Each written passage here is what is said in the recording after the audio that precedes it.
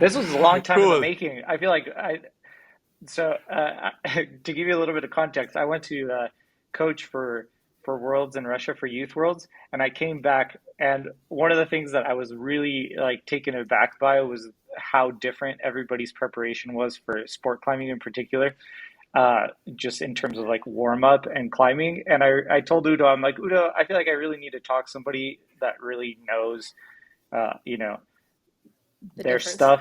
Yeah, just like I feel like especially Sport for sport climbing, climbing, yeah.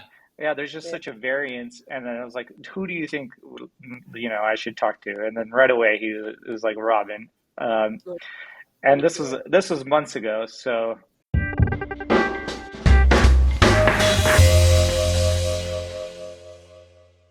To my recollections, we first met in the Val De Durance in 1989, and you were climbing with Todd Skinner.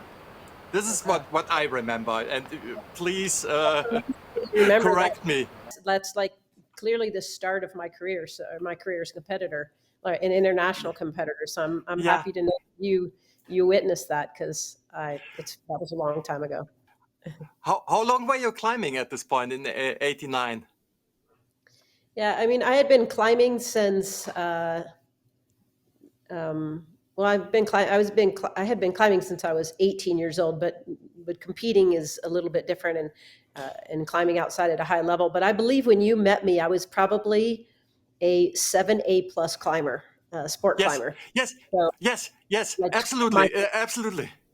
Because you were trying this, you were attempting the 7B in yeah, Giesta. If I right, remember, like a little, like a really short 7B, and it looked as if you could potentially climb this. You were yeah, not so far off. You were in really good shape. yeah, But to win a World Cup already in this year was something I yeah. uh, I believe would have. my strong memories of that particular World Cup is that for some odd reason I managed to outclimb everyone, and I don't even think it was that hard like where they fell. I'm not really sure why they fell, but I remember like say maybe climbing to my potential, but I don't think it was that hard. Like I think they just weren't that good either. Take out Lynn because Lynn wasn't there. Remember, she had that injury. She fell Yeah, out of the tree. And so, honestly, I think we all might have started to progress from there because, my generation at the beginning of my climbing career, climbing 12B or, 7B was not that far off from the best climbers. I mean, I would say the best climbers were like on sighting 13A. So give yourself a good day and you're not that far from and there's not a huge gap for me between like 7B plus and 13A, honestly. Even today, like when you're, say at the gym, it's not that okay. I don't think it's that much harder, honestly. So imagine that you put that together with like a good day, you have no expectations, the number of the rating of the climb's not rated, not written on there. You're just climbing, right? You climb a little further than maybe your everyday potential that could be playing with your mind if it's written 7B or 7B plus or right. And then add that to maybe everyone else doesn't have their greatest day. And then there you go. I think that's what happened at Leeds, honestly. I'm guessing that they just must have climbed not, yeah, to their potential. Well, that's still true, right? That success in competition can also mean that the others were not climbing up to their level, right? Sure. That's Yeah. An still honest evaluation. yeah, you yeah. mentioned that maybe you felt like also you're you maybe didn't have as many expectations as everybody else. Like, do you think that played into it as well? I've never been too much of a like mental case in climbing. Like actually my strength is being strong mentally. So I'm sure I didn't have any expectations, and I'm I assume that helped me climb to my potential. But I was always, whether I had expectations or not, didn't have expectations, I always climbed to my potential. Like that's just a strength that I have. Like for me, it's very normal to have expectations, to go to a competition and be, I'm prepared. I've trained hard for this, and I expect to deliver my best. That's not like a bad thing for me personally. That's not a bad thing. I know for a lot of people that does feel like pressure. I can only imagine that I didn't have a whole lot of pressure at that competition. Like Yeah. Udo said, I was essentially unknown, and I doubt I thought I was not strong. Like he thinks I wasn't strong, but I'm sure I didn't think that. I probably just went to the competition thinking I'm going to give my best. And I went on to win several competitions thereafter, so I couldn't have been too ridiculous. Maybe I just didn't know my own level, and maybe I was choosing climbs outside, or maybe I really, I know that I made a huge progression in a small amount of time. So from the moment that you saw me and I was trying a 7B, we have to keep in mind, like, what was that 7B like? Was it, really, you said it was short, so it's probably really powerful. And I probably Yeah. wasn't that powerful, but maybe I had more endurance. So, I was looking back at a video that you sent me from, I think, somewhere in Germany, maybe Nuremberg or Innsbruck or Yeah. somewhere. And I No, mean, the climb, no, Frankfurt, the World Championships in '91. Yeah. yeah. And I mean, they were so long, the climbs. Like it was like Yeah. watching paint dry when I was watching myself. I was like, oh my God, every move is like tiny, tiny little holds and like delicate movements. And I'm like, ugh. I love the new way of climbing, and I'm just glad we survived the old Antoine Le Ministrel type of setting, where it was just technical, vertical, and then I didn't even get to the point where I was in the overhang. I was just like, I got to go do other things. I Okay. can't watch this.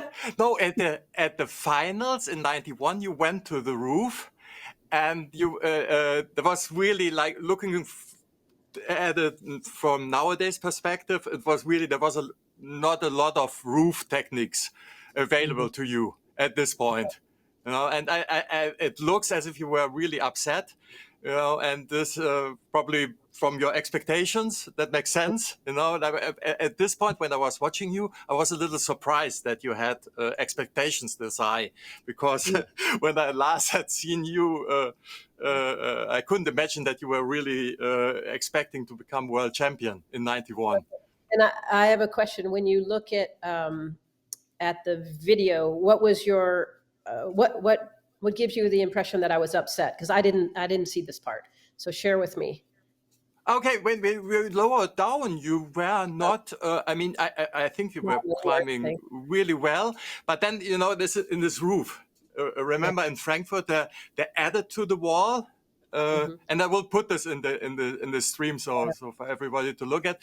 And then at the very end, Susie did a couple of moves more, as it was, as Yeah. you were describing leads. It was just the difference was really subtle. Oh, I'm sure that I had expectations in 1991. Yeah, Come on, yeah, like for sure I had expectations, and I'm sure I didn't climb to my potential that day, or I wouldn't have been disappointed. I'm yeah. sure, and I can imagine that I knew right away that I didn't climb well enough to for myself, and I don't even know what Yeah, position I got, but I'm sure it yeah, was. I'm sure it was. yeah, I mean, expectations and disappointment are two different things for me. Like I can definitely be disappointed, but that doesn't mean that I go in with expectations that inhibit my ability to climb. Like, yeah, does that make sense? I guess with yeah, expectations comes disappointment if you don't reach your goal. That's just yeah, life, right? Yeah. yeah, yeah. But I still going back to what happened between 89 and 91, because for me that was the most dramatic progress anybody has ever made. Especially since you were in your mid-20s already. Right. What Yeah. informed this Late progress? 20s, actually. I believe I started competitions at 27. So late, Yeah, right? Yeah, it would have yeah, been late 20s. mid late. Who I am, honestly, it's just who I am. So I have the same expectations for myself now. If I'm not in good shape and I don't feel good when I go climbing with friends, outside, inside, or whatever, I kind of have to have a little self-talk and explain to myself or remind myself that you can't expect results if you don't put in the effort. And so that just really hasn't changed for me. I've always been like that. I'm like that in my business. I'm like that even today. I'm like that in with my climbing. So Yeah, I think that I realized that leads, kind of threw me into a situation where all of a sudden I climbed well, then I went to Massey and I got another first place. And then I was just like this third place climber, always third place, maybe even fourth Yeah. place, third place, fourth place. And it was by nothing, like foot slip, the classics, right? Yeah. Foot Yeah. slip, Yeah. didn't quite get the hold right, just these tiny Yeah. little errors. And as you mentioned earlier, it was never far from the first to work hard with time. I was going to get the results that I was looking for personally, and that Yeah. comes with putting in the effort.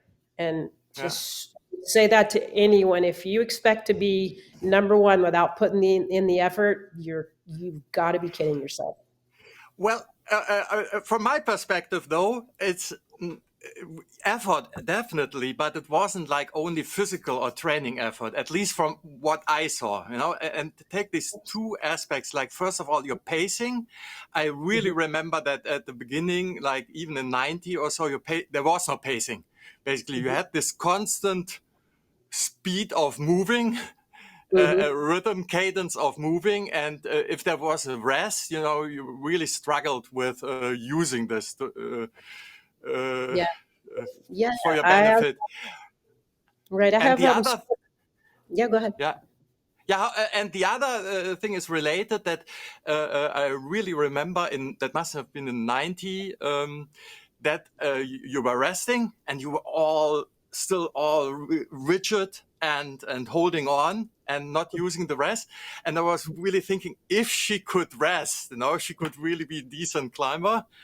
And then it was like within 2 weeks, I don't know what these two competitions were, like Nuremberg and I don't know, Frankfurt or so, you could rest. And this is, yes, effort, but it's almost like counterintuitive because from trying more, I think you struggle with relaxing and resting Yeah, normally. And I I, really wonder what informed that.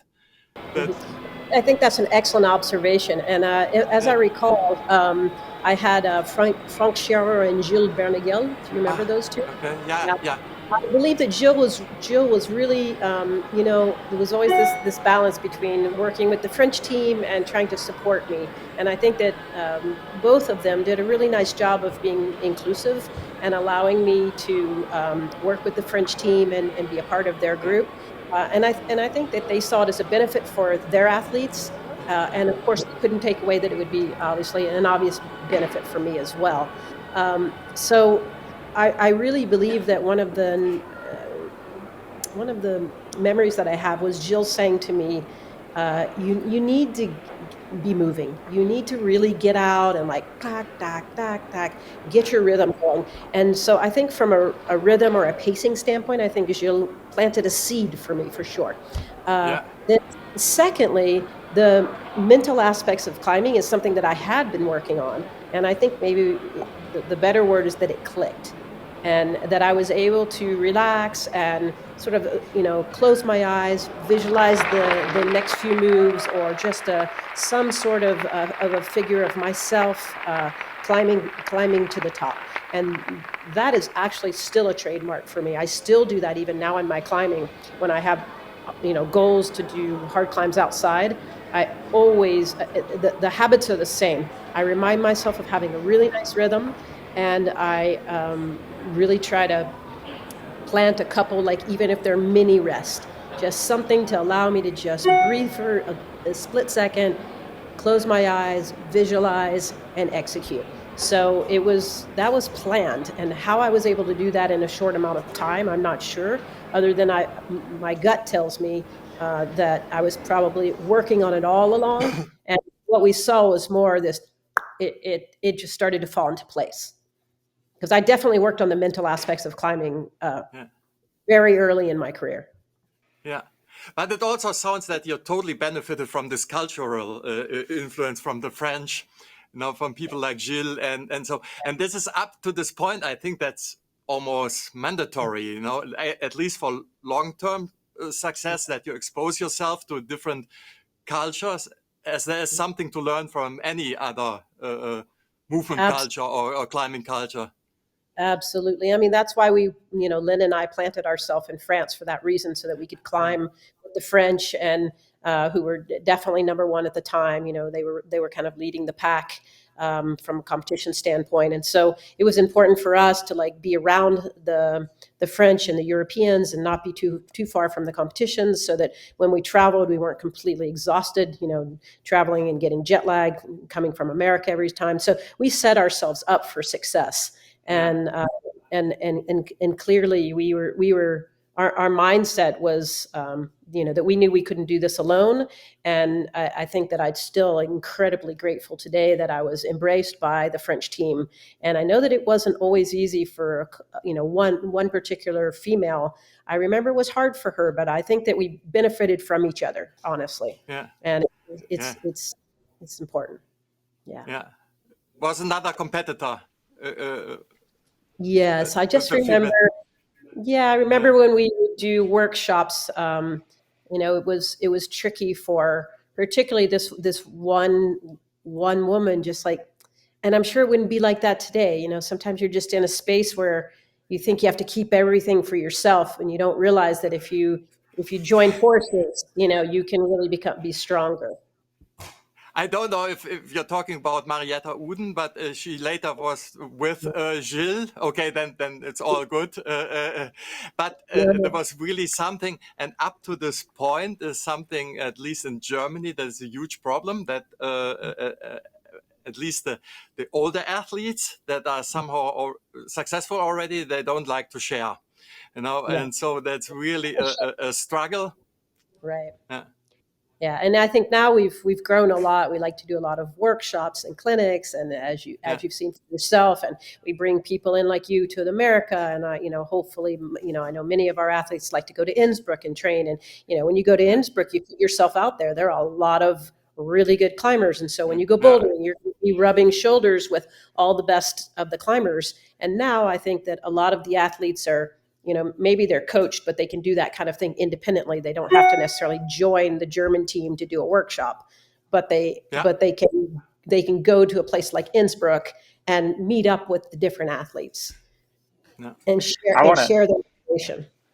yeah, I want to touch on that a little bit because I think obviously for you, Robyn, with ABC, and for me, or for coaches, like trying to create that culture within a team is hard. That's like, you know, what you're looking for a lot of the time. It's not happens, you know, behind the scenes of how can you create something where the athletes are, you know, seeing it as a net benefit for everyone, especially in such an individual sport.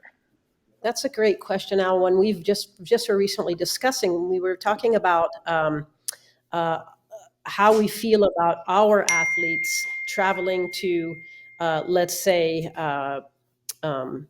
Mesa Rim for a divisionals camp, right? And we were kind of making the statement that it would be like if you took the Chicago Bulls, like they would never go over and train with the Rams, or I don't even know what their names are, honestly. But you know, you wouldn't take an NFL football team and have one or two of these athletes like leave their team and go to another team. That just is like unheard of. In my case, back in the day, I didn't have the support of a team. So they brought me in, and the reason they brought me in is because I was good and because I was motivated, and I brought something to their team as well. So it went hand in hand. Now what we try to do with our team, ABC specifically, is to include other athletes. So we try to keep our team together and include other athletes and include other coaches. Ideally, that makes for a really nice ambiance for gaining, you know, both motivation and skills, because you still have your coaches, so your coaches are still working and networking with you, and at the same time you're learning from other athletes and other coaches. Like that's the perfect example in my eyes of, you know, how to gain and put these teams together. Yeah, and I always had that same question for myself because we had, you know, the camps, and we'd have Udo at the camps, and we'd have a lot of teams coming from different places, and you know, it was almost like this has been a little different for me this year, just with everything that changed, and almost like the focus was training, you know, athletes from other teams, and then almost like for that week, I was so involved with other team athletes that my team kids didn't, you know, get as much as I thought, and like the focus shifts a little bit. So definitely just thinking about how to, you know, maintain and give them the opportunity to not just hear me talking to them all the Yeah, time very is really valuable. important. Yeah. I really can be valuable, and I just think you have to have that trust that if you're, obviously if you're not providing the or you don't have the resources to provide a great, clinic or camp or workshop for your kids, you do want them to go somewhere else. But I don't know if you remember, but we were working before Corona. We were working on trying to get ABC to Mesa Rim so that we could actually coach the kids, coach your kids, you coach our kids.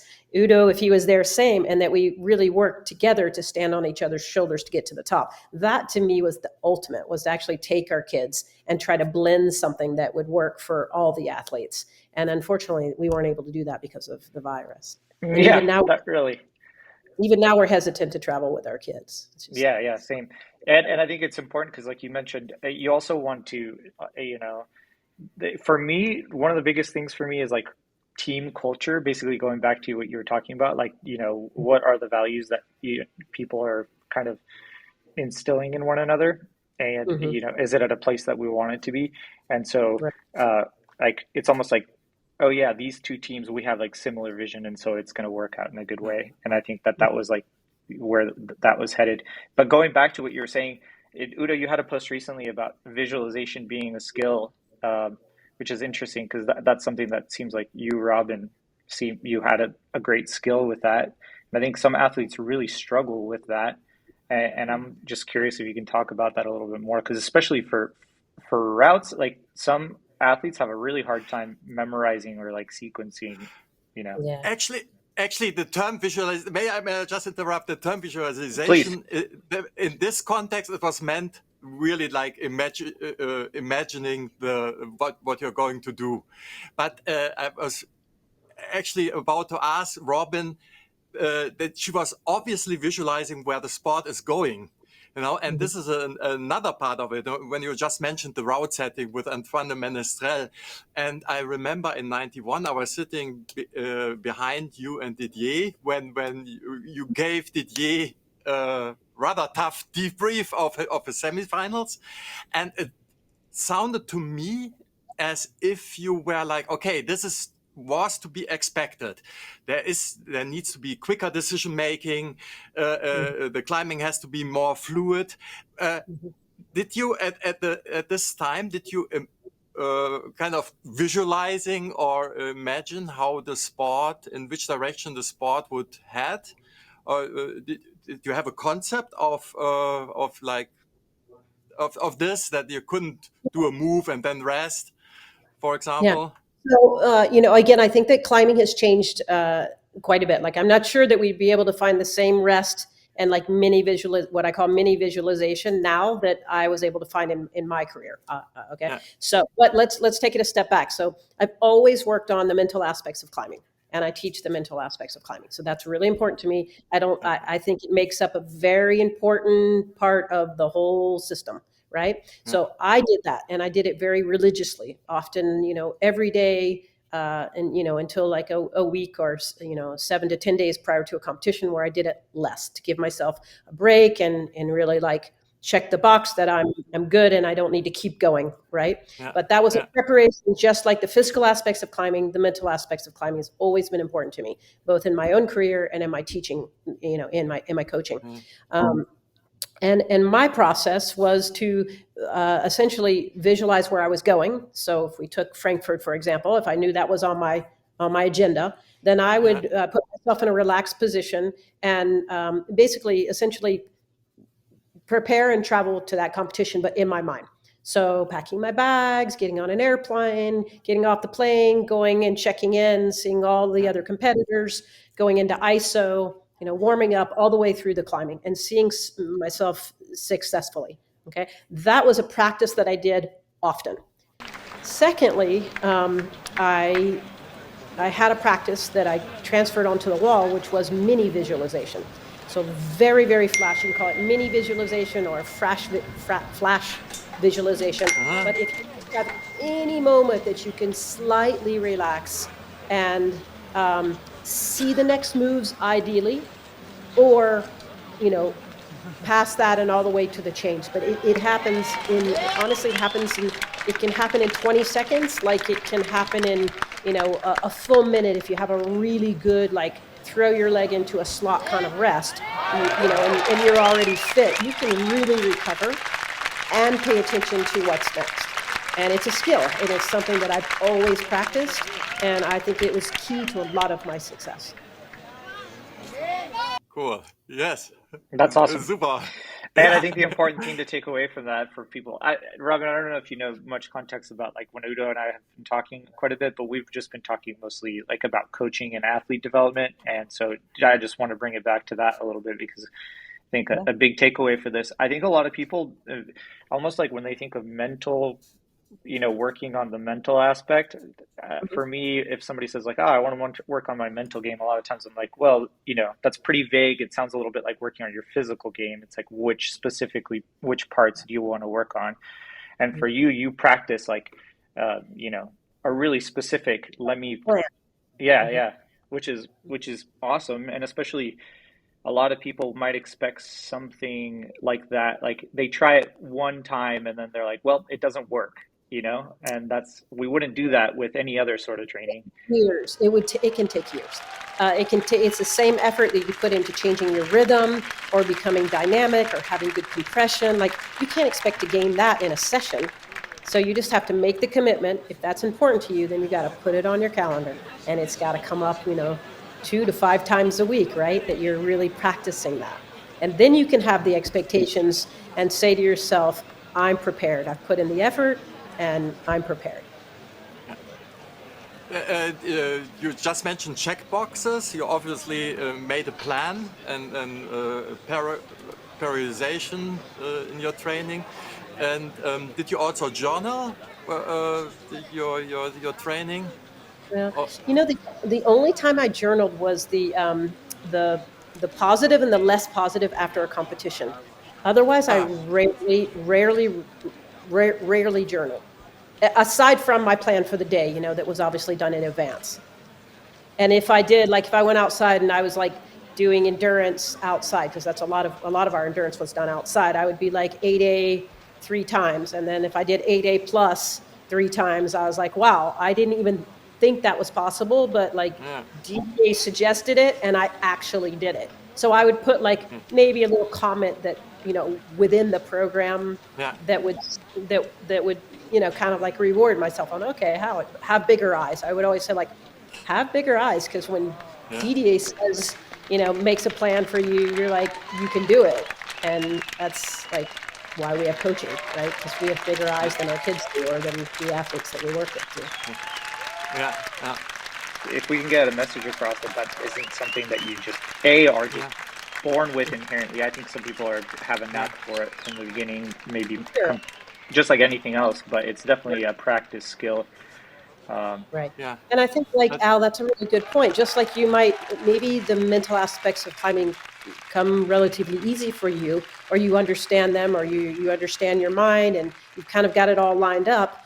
That doesn't mean that you're going to let that relax, because that is just as important as trying to, gain the physical or the technical or the tactical aspects of climbing. It's amazing how important every aspect is. And not everyone understands that. Then there's the flexibility, right?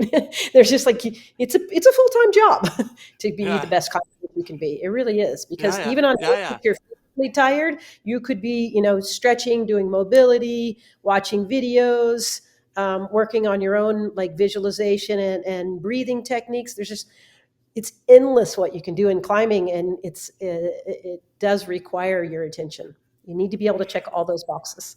But it's also a lot about priorities and picking the lowest hanging fruit when you can, and not getting distracted with all like spending a whole day on your breathing exercises, but nothing else.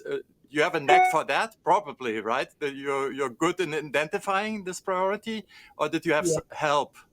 I mean, I think I've always had help. I don't think I got where I was, or even where I am today alone. I mean, even my whole ABC, like, I credit everything these kids have is we're a team. We work really well together. And I look to the others like they look to me to to continue to go from good to great, right?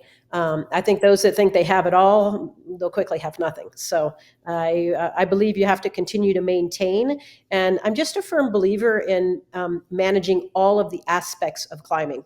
And I have actually a little bit of a metaphor or a way of thinking that I use often, and I look at it like a chain link. If you're to take a chain link that's a circle, right? So there's a link here and a link here and a link here, right? And it's unbreakable.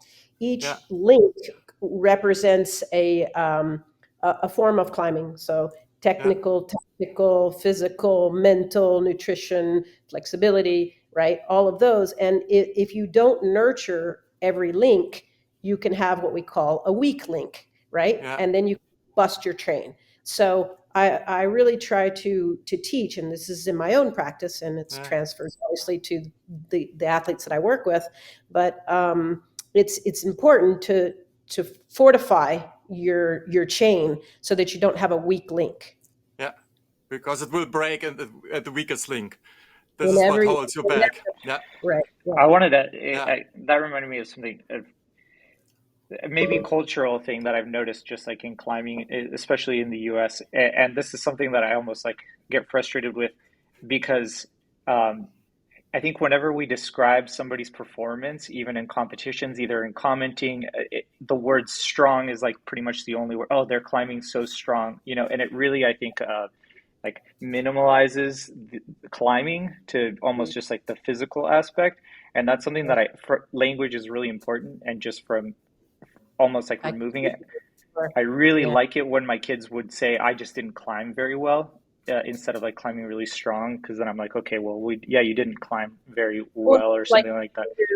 Yeah. Or just, I think I like to speak a lot about, your climbing IQ, and your climbing IQ can differ from climb to climb, from day to day, based on how you're feeling, right? You have your the emotional influence can 100%, change your climbing IQ.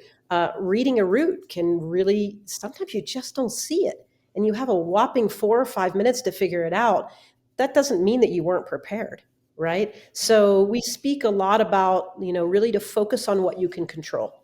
And if you're getting out and you're going to different gyms and you're making sure that the coaches that you work with and the course setters or the route setters are providing new terrain for you on a regular basis and exposing you to new terrain, and on-site techniques and on-site experiences, then you're doing the best that you can do. That doesn't mean that you might not get to a competition and clearly just not see what the setters were looking for.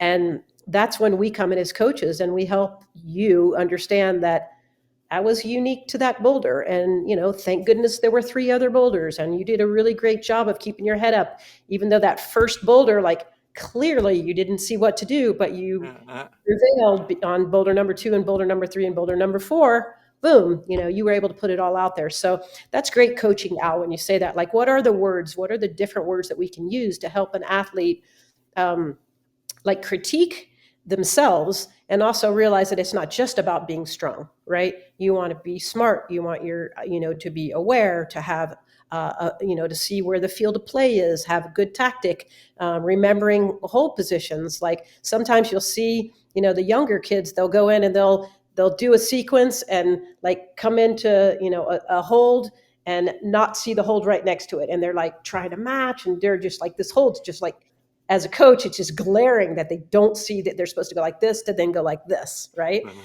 And then a lot of times they'll come down and they'll reach around, look around the corner. They're like, oh, I see it. And then what do? They get back on the wall and they forget again. And that's just experience. They're young. Yeah. And, as long as you don't, sort of, I say, hit them under the belt and like, they get off the wall and the first thing you say is, I can't believe you didn't see that hold. As long as you're kind and considerate and you give them time to digest and maybe even allow them to watch a few other climbers if they're not the last climber and say, hey, see if you can figure out what you could have done differently. And 9 times out of 10, they come back and they're like, oh my God, really? I can't believe I missed that hold. I'd be like, guess what? You missed it, but you actually saw it. And then you missed it again. And that's okay. Because once you've done that, you likely won't do that again. Like that's experience. And so we can check that box as, okay, that was a great experience for that athlete, because now it's gonna torture them for the next like 3 to 5 days. They're gonna be so frustrated, but they're gonna be more prepared for the next event. Yeah. I have Absolutely. another thing with the visualization, because I think it ties into the next part, like talking about what climbing is today. But in my mind, your visualization helped you to transition from moving, resting, planning, do another move. You know, what is still, even in somehow successful climbers, you still see this, you know, that they move, rest, or stop, and they don't carry the momentum through. And this is another, we talk about it as mental training, but in fact, it influences your technique and your pacing. If you already have a plan, if you already visualize, of course, that makes your climbing more fluid. So the question would be, based on this, if Robyn would be 27 nowadays, what would be, would you even be attracted to competition climbing nowadays? What would be, okay. Totally. Because it goes back to what we were talking about. I would make sure that I was prepared. So the competitions that I prepared for were uniquely different than the competitions that I would need to prepare for today. I think it would be a complete insult to myself if I said, oh, I wouldn't be good at that. I think if you ask me today to go, try to do World Cup moves and I'm not practicing them, which I'm not, I would not be good at them. But if I decide that's what I want to do, you can be sure I will get better, right? Or I'll make an evaluation that I'm not qualified for that. But I can't imagine that ever coming out of my mouth. I think if you're qualified for anything, you're qualified for everything if you put in the effort. And you've worked with so many athletes that say, I'm not good at dynos, or I'm not good at compression. They can become really good at both of those. They just need to focus on not just on that, but they definitely need to add that into their plan, and they will become great. Robyn, to me, it sounds like, and I think this is huge, because to me it sounds like climbing is just the vehicle for a process that you have, and a confidence that you have as an athlete, which I think is Right. awesome.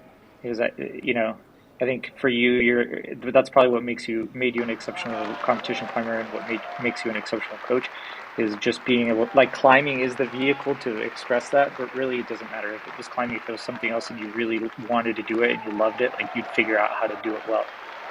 And Absolutely. I mean, that's like a really big, like, wow, that's an incredible compliment to make a statement like that. But to me, we all have that skill. Every athlete that I work with, our number one goal is actually to make them great human beings. So that means that they have good work ethics, that they are good teammates, that they have empathy, and that they have motivation, and they have basically, again, like we talked about the chain link, that they're looking at ways that they can improve no matter what they're doing. If it's speed climbing, bouldering, or sport climbing, let's look at how we can be great at all of them. And often we're going from good to great, right? We aren't already great. So we have to have an evolution, and we have to plan for that. And it's not like I want to be number one, I want to win, I want to be on the podium, because there's only one place for that. There's only one spot on the podium. It's more like a long term, like I want to be a great climber for years, and I want to start my momentum now and keep going. And then we can get to a point where occasionally we are on the podium, and that means the system that we put in place is working, right? And it should continue to work if we're not just trying to be number one right away. Like, that's just not realistic, right? We have to really look at it as a longer journey, something that's going to take time. And I think that helps not slow the athlete down, but helps them look at the big picture. And the big picture is, you want to be a climber for a lifetime, and I want you to be a good person. So let's look at what it takes to get there. And it's not going to happen tomorrow, and it might not happen this year. That's not what we're not talking about, getting quick results. We're talking about long-term results. In fact, it might not happen ever. No, that's the other thing. If you don't enjoy the process in this, I think that's really key. Because we know lots of talented athletes that burn out and never really reach their potential, because for reasons, for many reasons. And so I think that's. Or hold on to their potential. Like if you look at the Olympics, we had an Olympic year, and now we have this year, and then we have next year that becomes like an Olympic tryout year, and then we have the Olympic year. Like, how do you keep an athlete psyched? You have to make sure that this coming year is not like the all in, I've got to get out and be the best and prove that I'm the best. It's like, no, we're going to work on the big picture, and the big picture's almost 3 years away, maybe 5 years away, maybe 6 years away. Who knows? It's kind of like the big picture is always there, and the goal is just that you continue to go from good to great. Yeah. Now, I was asking you about 27-year-old Robyn nowadays. Robyn, how would that would the whole this change in society? How would things like social media play into that? What are your thoughts about that? Because this has certainly, in terms of instant gratification or long-term planning, resilience, or so many things have changed in our societies. That's a really good question. I mean, when it comes to social media, I think the 27-year-old Robyn would have looked for a professional to educate me, just like I feel like a coach is there for that reason. A heart surgeon is there for that reason. A nurse has everyone has their what they're good at. And I'm guessing that if 27-year-old Robyn has no experience with social media, that I would look to the professionals to help me with that. I've always managed my own career, both from a sponsorship standpoint and a social media standpoint. But if you were to make me 27 and it be like all of a sudden thrown at me, I would look to the professionals, and I would educate myself and research to put in the effort to be great at that too. That would be an element. As a professional athlete, it is an element. Social media and the platforms are something these professional athletes have to think about now that I didn't have to think about as much. I just would sit in front of a sponsor and sell them that I was great, but I didn't have to back it up. I had to back it up with results at competitions, obviously, but I didn't have to back it up with followers and videos like weekly and biweekly. And, there's a lot of pressure on these athletes now. And, we just have to look at that as something that's positive, as long as we continue to remind our athletes that it isn't really what makes up who they are. You got to have thick skin today. You got to have thicker skin than you did when I was competing, for sure. Yeah. But you just mentioned, though, that this year you have to plan for Paris. So that's a long-term goal. But you also you have this constant social media feed where everybody is doing incredible stuff, and they're all training really well, and everybody is psyched. That must be really tough on today's athletes. I think that it is, and I think that the smarter athletes recognize that what they post, what people post, is not always what reality. And I believe also there's a networking where there's a friendship involved. So while one might have posts that are like all, I'm great, I'm happy, I'm climbing hard, then they can have conversations that are more real, like, God, I'm not that motivated right now, or, I don't feel really good in my climbing right now. I don't feel as strong as I did, 6 months ago or 3 months ago. And I think that most of the more mature athletes are able to keep a perspective, but I don't work with everyone. So I only know really, my own family members and the athletes that I work with. And I'm constantly reminding the people that surround me that, whatever, like, you got to have thick skin. If you're going to be bothered by a comment that someone made, or, the number of likes that you got, or the number of followers that you have, especially once you've already made it to a certain space, I think what's most important is that you just continue to follow your own journey. And if that means, if your journey is that you're, at 100 followers and you really want to continue to be and get to where there's 200, then that's your journey. And it doesn't need to be compared to someone else who might have 2,000 or 200,000. And that goes really towards the overall goal, is to try not to compare yourself to others in all ways. Right. And social media is a tricky one now, and we have to continually remind ourselves and others of that, I think. I want to go back to talk a little bit about the change in the route setting. And it sounds like you like modern, route setting and where it's headed a bit, and how it's very different from maybe when you were competing. And I'm just curious what you think, like a modern successful competition climber, like what are some qualities? We've talked about maybe some of them already, but just Well, I from think that you. before we even talk about the qualities of an athlete, I think we have to talk about the diversity of a course setter or of a route setter. And for me, a good route setter, and I say this from experience, not so much of my own experience as a setter, but more from the way that I was taken care of as a setter and my community of competitors during my generation. And I honestly believe, I have a lot of like memories of the route setters, uh, watching me climb outside of the day of the competition, but also from round to round and looking at my size. It was obvious that I was small. It's obvious that Lynn Hill is small. And for them, it was embarrassing if they put together a climb that clearly was not favorable for everyone. So they needed to take care of a Susie Good or an Isabelle Patissier, who's clearly, very tall for a woman, and also the smaller climbers like Lynn and I. And I always really admired the effort that they would put into understanding who's in front of them. And to me, the first important skill of a good route setter is that they know who's coming. So who's going to show up, who's on the start list, and that you're ready to accommodate that. Okay. And then secondly, that the climbs are diverse.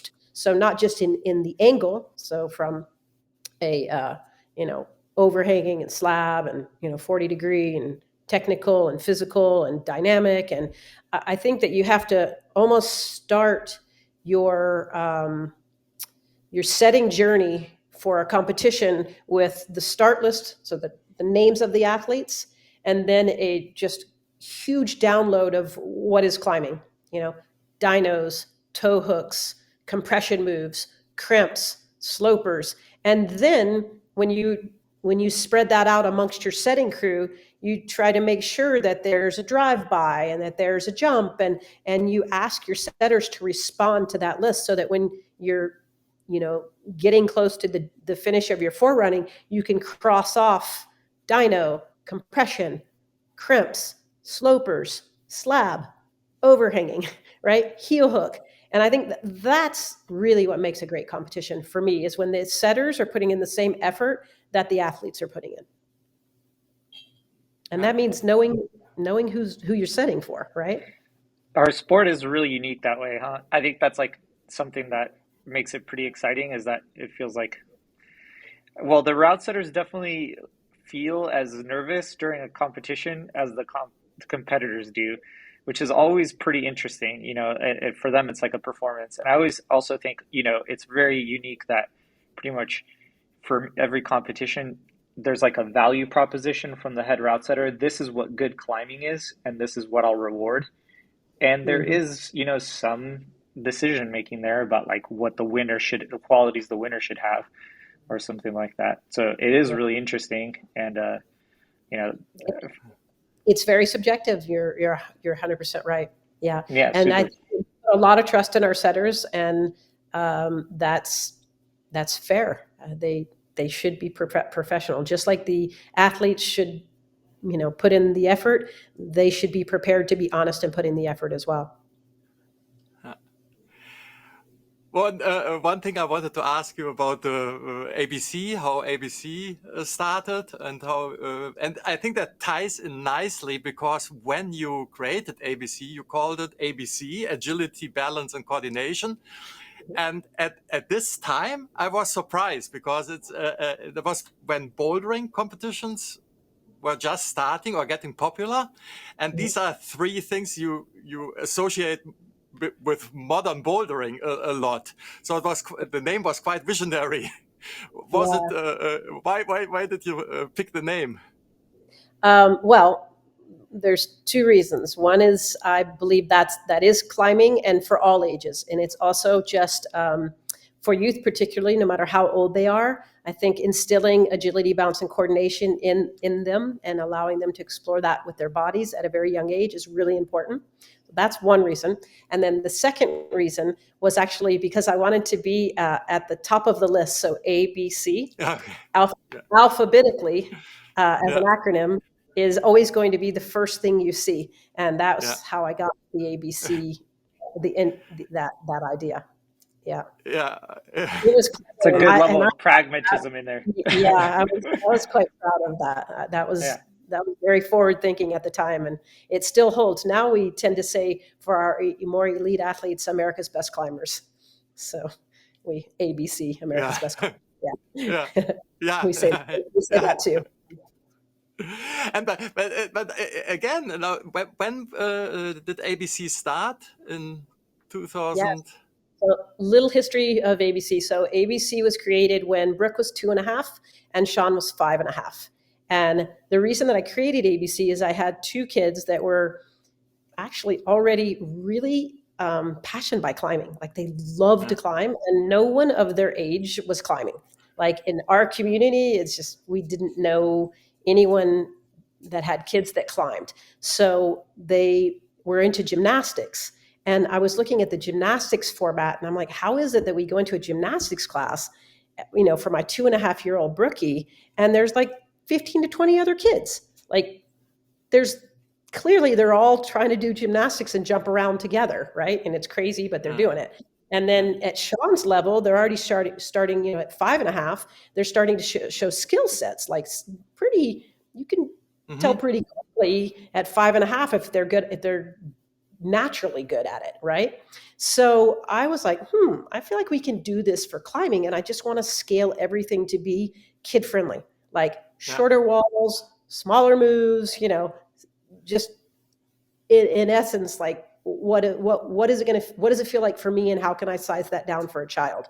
And then little by little, once we created ABC, a lot of Sean's gymnastics friends took interest in climbing, and that actually built our first climbing team. Was the families that merged from climbing, from gymnastics into climbing, and we basically built ABC around that, and then of course everything became more popular, with kids and climbing. But it's gymnastics you were looking at before. Would gymnastics be a thing you would do if there was no climbing? Or Yeah, I mean, both my kids stuck with gymnastics until they were 10, and at yeah. 10 they were in a position where the coaches wanted them to train 20 hours a week, and it started to influence how often they could come to climbing. And so we basically, at two different times, when Sean was 10 and then when Brooke was 10, they shifted to full-time climbing, and the climbing team, and no longer doing gymnastics. But for something I say to parents all the time, if there's one sport you should, put your kid in, it's gymnastics, because if they do gymnastics, they'll be good at climbing. Like Yeah. inevitably they'll be great at climbing. And so, yeah, I've always looked at gymnastics as a, as a base that for climbing. Even before becoming a mother, before you had Brooke and Sean and Brooke, or like what? Yeah, What were perhaps. So the, I did train when I was training for competition. I was fortunate enough to train with Rob Candelaria, who owns CATS, yeah. Colorado Athletic Training Center here in Boulder. So I certainly was surrounded by gymnasts. So I'm sure that was inked in my mind.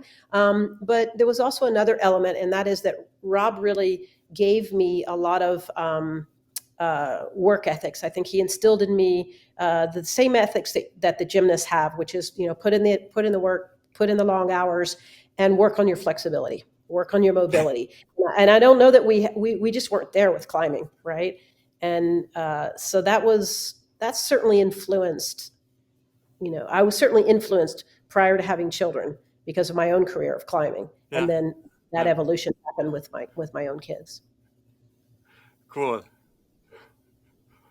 Right. Well, that's been an hour of conversation, and I don't Yeah, want to take Yeah. yeah. a lot of your time. I'm sure we could talk for a Just lot follow longer. up. Yeah, can always follow up.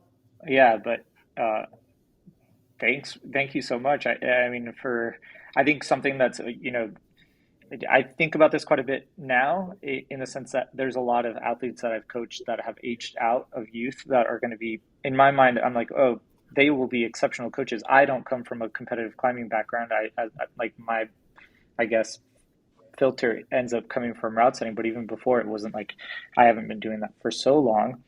And I think in the future it's going to evolve that we're going to have a lot of, competitors with a ton of experience that are going to become much better coaches than I have. 100%. But you are very rare in that regard, in that you have such a storied competitive background before coaching. So it's awesome to True. talk to you. I definitely have a lot of experience, and I really teach out of my pocket. I teach what worked for me and what I've seen, works for others. So I definitely, my skill set didn't come from going to school or, really like researching in that way. It's more from my own experience. But when you talk about the athletes being coaches, like that's a really important element at ABC. We have, I just said to one of my kids that filled out an application, I grabbed him and I'm like, application accepted. And I haven't even read it yet. Just in my heart, I'm so thrilled that he wants to go from, he's obviously hasn't aged out yet. He's still on the young side, but that he wants to go, flip to the other side and coach. Those are our best coaches. They've watched us coach that kid's been with me for 10 years. Like, he knows my style. He knows all the other coaches' style, and that's going to create his own style. And the fact that he wants to get a job at ABC is like, wow, I couldn't be happier. So you mentioned the future. Maybe we can wrap this thing up with what's your thoughts for how will at least competition? Let's stick with competition climbing. How will this evolve? What are your thoughts of the next Olympic format, for example? I like it better. I definitely think it's important to separate yeah, that's obvious. But it's still not there yet, right? As long as we don't have the three medal set, it's not there yet. Yeah. I think the hardest part of the not having the three medals for me is just the effort that the athletes have to put in to be really good at two disciplines. That's the hard part. I think if they were to make that choice, like they decided they wanted to do sport climbing and bouldering, for example, then that's a choice and they're willing to work that hard. But to have to focus, essentially all year on two disciplines in our sport is really hard. And I know we do see that. Gymnastics is a great example. You see that when you have, the all around, right? You have athletes that are good, they have to be good on the floor and good on the vault and good on the bars, right? But eventually they pick one and they become, a specialist. And we just aren't giving our athletes, the Olympic platform isn't giving them the ability to really shine their greatest light on one discipline. And I think it's okay. It's an evolution. And I'm okay with, I'm grateful that it's split now.